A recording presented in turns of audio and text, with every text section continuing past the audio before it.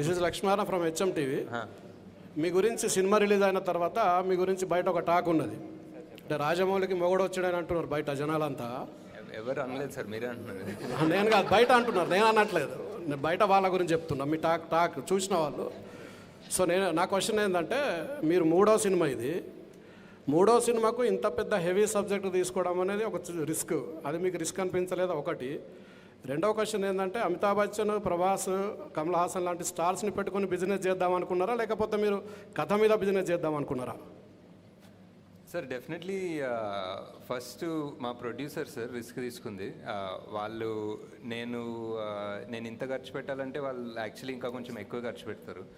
So and also ఇంత పెద్ద actors at the prime of their career తీసుకోవడం అనేది ప్యూర్లీ క్యారెక్టర్కి జస్టిస్ చేద్దామని. At the end of the day స్టోరీలో వాల్యూ ఆర్ స్టోరీలో కనెక్ట్ లేకపోతే అది యాక్చువల్లీ అంత